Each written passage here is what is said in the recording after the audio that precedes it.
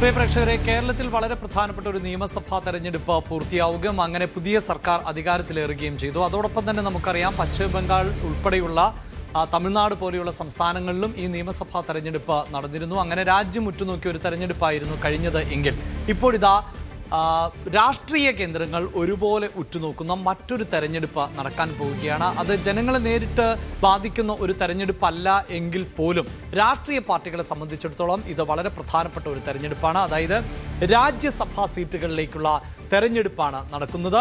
12 സംസ്ഥാനങ്ങളിലേക്കാണ് ഈ രാജ്യസഭാ സീറ്റുകളിൽ ഒഴിവുകൾ വരുന്നത് എന്നതാണ് ഏറ്റവും പ്രധാനപ്പെട്ടത്.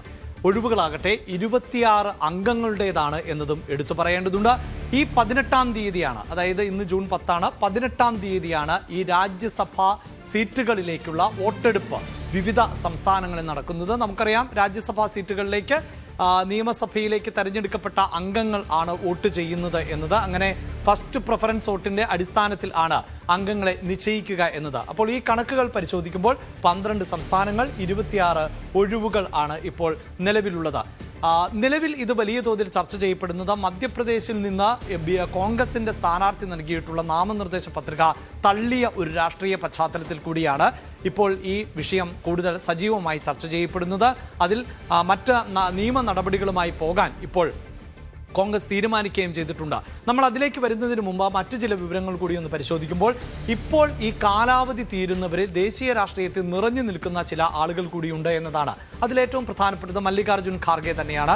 മല്ലികാർജ്ജുൻ ഖാർഗെ നമുക്കറിയാം ഇപ്പോൾ കോൺഗ്രസിന്റെ അധ്യക്ഷൻ കൂടിയാണ്. അദ്ദേഹം ഒരു രാജ്യസഭാ MP എന്ന നിലയിൽ അദ്ദേഹത്തിന്റെ കാലാവധി കഴിയുകയാണ്. അദ്ദേഹത്തെ വീണ്ടും രാജ്യസഭയിലേക്ക് എത്തിക്കുക എന്നതാണ് കോൺഗ്രസിന്റെ ലക്ഷ്യം. മറ്റൊന്ന് ദിഗ്വിജയ് സിംഗ് ആണ്, മറ്റൊന്ന് HD ദേവഗൌഡ ആണ്. ദേവഗൌഡ നമ്മുടെ മുൻ പ്രധാനമന്ത്രി കൂടിയാണ് എന്നറിയാം. കേരളത്തിൽ നിന്നുള്ള ജോർജ് കുര്യൻ നിലവിൽ കേന്ദ്രമന്ത്രി കൂടിയാണ്. ജോർജ് കുര്യൻ്റെ കാലാവധിയും അവസാനിക്കുകയാണ്. മറ്റൊരു കേന്ദ്രമന്ത്രിയായിട്ടുള്ള രവനീത് സിംഗിൻ്റെയും കാലാവധി പൂർത്തിയാവുകയാണ്. ഇങ്ങനെ പ്രധാനപ്പെട്ട ആളുകളുടെ കാലാവധി പൂർത്തിയാകുന്ന ഒരു പശ്ചാത്തലത്തിൽ കൂടിയാണ് ഈ രാജ്യസഭാ തെരഞ്ഞെടുപ്പ് നിർണായകമാകുന്നത്. നേരത്തെ ഞാൻ സൂചിപ്പിച്ചു കഴിഞ്ഞു, 12 സംസ്ഥാനങ്ങളിൽ ആണ് രാജ്യസഭാ തെരഞ്ഞെടുപ്പ് നടക്കുന്നത് എന്ന്. ഇനി ആ സംസ്ഥാനങ്ങളുടെ കണക്കുകളിലേക്ക് പോകുമ്പോൾ, ആന്ധ്രാപ്രദേശിൽ നിന്ന് രാജ്യസഭയിലേക്ക് 4 ഒഴിവുകൾ ആണ് വരുന്നത്. ഗുജറാത്തിൽ നിന്ന് 4 ഒഴിവുകൾ ആണുള്ളത്. കർണാടകത്തിൽ നിന്ന് 4 ഒഴിവുകളുണ്ട്. ഇപ്പോൾ വിവാദമായിട്ടുള്ള, ഏറെ ചർച്ച ചെയ്യപ്പെടുന്നത് മധ്യപ്രദേശിൽ നിന്നുള്ള തെരഞ്ഞെടുപ്പാണ്. ആ മധ്യപ്രദേശിൽ നിന്ന് 3 അംഗങ്ങൾ ആണ് രാജ്യസഭയിലേക്ക് എത്തേണ്ടത്.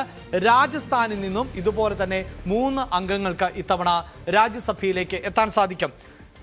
ജാർഖണ്ഡിൽ നിന്ന് 2, മണിപ്പൂരിൽ നിന്ന് 1, മേഘാലയ, അരുണാചൽ പ്രദേശ്, മിസോറാം എന്നീ സംസ്ഥാനങ്ങളിൽ നിന്നും ഓരോ അംഗങ്ങൾ വീതം രാജ്യസഭയിലേക്ക് ഈ 18-ാം തീയതി നടക്കുന്ന തെരഞ്ഞെടുപ്പിലൂടെ എത്തും. ഇനി ഒരു കാര്യം കൂടി ഒന്ന് സൂചിപ്പിക്കേണ്ടത്, 2 പേർ ഇത്തവണ രാജ്യസഭയിലേക്ക് എത്തുന്നത് ഉപതെരഞ്ഞെടുപ്പിലൂടെയാണ് എന്നതാണ്.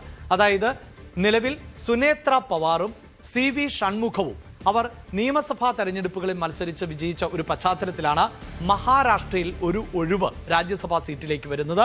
തമിഴ്നാട്ടിലും CV ഷൺമുഖം വിജയിച്ച പശ്ചാത്തലത്തിൽ ഒരു ഒഴിവ് വരുന്നു എന്നതാണ്. ഇങ്ങനെയാണ് ഈ കണക്കുകൾ. ഇനി ഇതാ നമ്മൾ ഇതിൻ്റെ രാഷ്ട്രീയം, അതാണ് ഏറ്റവും പ്രധാനപ്പെട്ടത് എന്നത് ഞാൻ നേരത്തെ സൂചിപ്പിച്ചു. അതായത് പൊതുജനങ്ങളെ സംബന്ധിച്ചിടത്തോളം ഇതൊട്ടും ശ്രദ്ധിക്കപ്പെടുന്ന ഒരു തെരഞ്ഞെടുപ്പല്ല. പക്ഷേ രാഷ്ട്രീയ കേന്ദ്രങ്ങൾക്ക് എങ്ങനെയാണ് ഇത് പ്രധാനപ്പെട്ടതാവുന്നത്? നോക്കൂ, NDAക്ക് നിലവിൽ ഒഴിവ് വരാൻ പോകുന്നത് 18 അംഗങ്ങളാണ്. അതായത് നിലവിൽ NDA ടിക്കറ്റിൽ രാജ്യസഭയിലുള്ള 18 പേരുടെ കാലാവധിയാണ് അവസാനിക്കുന്നത് എന്നതാണ് എടുത്തു പറയേണ്ടത്. കോൺഗ്രസിന് 4, ജാർഖണ്ഡ് മുക്തി മോർച്ചയ്ക്ക് 1, NCPക്ക് 1, YSRCPക്ക് 1, AIADMKക്ക് തമിഴ്നാട്ടിൽ നിന്ന് 1. ഇനി ഈ ഒഴിവുകളുടെ സാധ്യതകൾ എന്താണ്? അതായത് ഇപ്പോൾ ഈ 18 പേർ NDAയിൽ നിന്ന് ഒഴിവ് വരുമ്പോൾ നിയമസഭയിൽ നിന്നാണ് അംഗങ്ങൾ തിരഞ്ഞെടുക്കപ്പെടുന്നത് എന്നതുകൊണ്ട് തന്നെ ഇനി NDAയിൽ നിന്ന് 17 പേർ, അതായത് ഒരംഗത്തിൻ്റെ കുറവ് ഈ രാജ്യസഭാ തെരഞ്ഞെടുപ്പ് പൂർത്തിയാകുമ്പോൾ BJPക്ക് ഉണ്ടാകും. അതായത് രാജ്യസഭയിലെ BJPയുടെ അംഗബലം വീണ്ടും കുറയുന്നു എന്നതാണ് എടുത്തു പറയേണ്ടത്. കോൺഗ്രസിനാകട്ടെ നില മെച്ചപ്പെടുത്താം. 4 പേർ ആണ് ഇപ്പോൾ വിരമിക്കുന്നത് എങ്കിൽ ഇപ്പോഴത്തെ സംസ്ഥാനങ്ങളുടെ സാഹചര്യം അനുസരിച്ച് 5 പേരെ സഭയിലേക്ക് എത്തിക്കാം. അവിടെയാണ് മധ്യപ്രദേശ് ഇപ്പോൾ പ്രതിസന്ധി സൃഷ്ടിച്ചിട്ടുള്ളത്. അതിലേക്ക് വരാം. JMMനാകട്ടെ ഒരു സീറ്റിന് പകരം കോൺഗ്രസുമായി ചേർന്നുകൊണ്ട് 2 പേരെ ഇപ്പോൾ രാജ്യസഭയിലേക്ക് എത്തിക്കാം. അവിടെയും ചില അതൃപ്തിയുണ്ട്. അതായത് JMMുമായി ആലോചിക്കാതെ അവിടെ കോൺഗ്രസ് രാജ്യസഭയിലേക്ക് സ്ഥാനാർത്ഥിയെ മത്സരിപ്പിക്കുന്നു എന്നതാണ് ഇപ്പോഴത്തെ സാഹചര്യം. ഇനിയിപ്പോൾ എടുത്തു പറയേണ്ടത് തമിഴ്നാടാണ്. തമിഴ്നാടിൽ ചരിത്രം സൃഷ്ടിക്കപ്പെടുകയാണ്. കാരണം ഇപ്പോൾ തമിഴ്നാട്ടിൽ TVK ആണ് അധികാരത്തിൽ ഉള്ളത്. നമ്മൾ സൂചിപ്പിച്ചു കഴിഞ്ഞു, ഫസ്റ്റ് പ്രിഫറൻസ് വോട്ട് എന്നതാണ് രാജ്യസഭയിലേക്ക് അംഗത്തെ അയക്കുന്നത് നിർണായകമാകുന്നത്.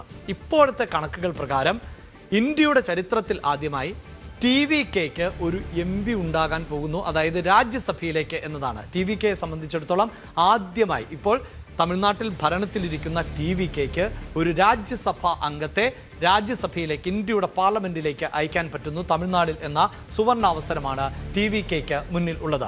ഇനി കോൺഗ്രസിനെയും BJPയെയും സംബന്ധിച്ചിടത്തോളം ഏറ്റവും പ്രധാനപ്പെട്ട നിർണായകമാകുന്ന ചില സ്റ്റേറ്റുകൾ എന്നതിൽ ഒന്ന് കർണാടകമാണ്.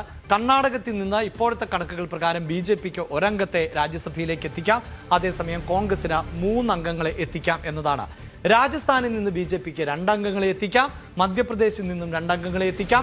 ഈ 2 സംസ്ഥാനങ്ങളിൽ നിന്നും കോൺഗ്രസിന് ഓരോ അംഗങ്ങളെ വീതം അംഗബലം അനുസരിച്ച് രാജ്യസഭയിലേക്ക് എത്തിക്കാം. അവിടെയാണ് മധ്യപ്രദേശ് ഇപ്പോൾ വലിയ ചർച്ചാ വിഷയമായിരിക്കുന്നത്. അവിടെ മീനാക്ഷി നടരാജൻ ആയിരുന്നു കോൺഗ്രസിന്റെ സ്ഥാനാർത്ഥി എന്നതാണ് എടുത്തു പറയേണ്ടത്. അതായത് മധ്യപ്രദേശിൽ നിന്ന് 3 അംഗങ്ങൾ ആണ് ആകെ രാജ്യസഭയിലേക്ക് എത്തുക. അതിൽ 2 അംഗങ്ങൾ BJPയിൽ നിന്ന്, ഒരാൾ കോൺഗ്രസിൽ നിന്ന്. അതാണ് അവിടുത്തെ അംഗബലം. ഇപ്പോഴിതാ നോക്കൂ, BJP രജനീഷ് അഗർവാളിനെയാണ് 1ാം സ്ഥാനാർത്ഥിയായി പ്രഖ്യാപിച്ചത്. 2ാം സ്ഥാനാർത്ഥിയായി തരുൺ ചുഗിനെയും പ്രഖ്യാപിച്ചു. 3ാമതൊരു സ്ഥാനാർത്ഥി പൊതുവിൽ ഉണ്ടാകേണ്ടതല്ല. അതായത് അംഗബലം അനുസരിച്ച് 3ാമതൊരു സ്ഥാനാർത്ഥിയെ വിജയിപ്പിക്കുക ശ്രമകരമാണ്. പക്ഷേ അപ്രതീക്ഷിതമായി BJP മഹേഷ് കൈവത്ത് എന്ന സ്ഥാനാർത്ഥിയെ പ്രഖ്യാപിച്ചു. ഈ സാമുദായികമായി ഏറെ സ്വാധീനം ചെലുത്തുന്ന ഒരു നേതാവാണ്. മത്സ്യമേഖലയിൽ പ്രവർത്തിക്കുന്ന ആണ് ഈ മഹേഷ്. അതുകൊണ്ട് തന്നെ കൂടുതൽ ആളുകളെ സ്വാധീനിക്കുന്ന, ജനങ്ങളെ സ്വാധീനിക്കുന്ന ഒരു നേതാവ് കൂടിയാണ് മഹേഷ്. ഈ മഹേഷിനുള്ള ജയസാധ്യത കുറവായിരുന്നിട്ട് പോലും അങ്ങനെ ഒരു സ്ഥാനാർത്ഥി BJP മത്സരിപ്പിച്ചു എന്നതാണ്. ഇതോടൊപ്പമാണ് മീനാക്ഷി നടരാജന്റെ പത്രിക തള്ളി എന്നതുകൂടി പ്രധാനപ്പെട്ടതായി മാറുന്നത്.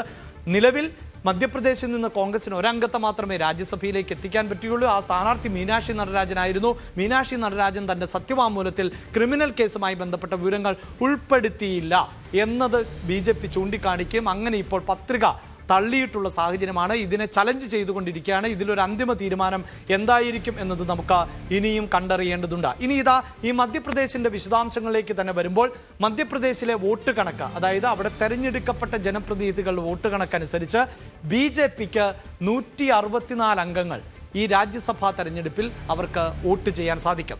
കോൺഗ്രസിന് 64 അംഗങ്ങൾ ആണ് ഉള്ളത്. BJPക്ക് 1 അംഗം എന്നതാണ്. ഇവിടെയാണ് ഈ വോട്ട് കണക്ക് പ്രധാനപ്പെട്ടതായി മാറുന്നത്. ഇനി ഇതാ പ്രേക്ഷകർ ശ്രദ്ധിക്കുക, അതായത് രാജ്യസഭയിലേക്ക് മധ്യപ്രദേശിൽ നിന്ന് 1 അംഗത്തെ തെരഞ്ഞെടുക്കണമെങ്കിൽ 58 ഫസ്റ്റ് പ്രിഫറൻസ് വോട്ട് ലഭിക്കണം എന്നുള്ളതാണ്. അങ്ങനെ നോക്കുമ്പോൾ BJPയെ സംബന്ധിച്ചിടത്തോളം 2 സ്ഥാനാർത്ഥികളെ ഈ 58 വോട്ടുകൾ വീതം നേടിക്കൊണ്ട് രാജ്യസഭയിലേക്ക് എത്തിക്കാം. എന്നാൽ ഈ 58 വോട്ടുകൾ വീതം ഫസ്റ്റ് വോട്ടായി ചെയ്താൽ BJPക്ക് വീണ്ടും ഒരു 48 വോട്ടുകൾ കൂടി ഇപ്പോഴത്തെ അവിടുത്തെ സീറ്റ് നില അനുസരിച്ച് ബാക്കി വരും. പക്ഷേ ഈ 48 വോട്ടുകൾ പോരാ. 3ാമത്തെ അംഗത്തെ രാജ്യസഭയിലേക്ക് അയക്കണമെങ്കിൽ 10 വോട്ടുകളുടെ കുറവ് അവിടെയുണ്ട് എന്നതാണ്. ഇനി നോക്കൂ കോൺഗ്രസിന്റെ കണക്ക്.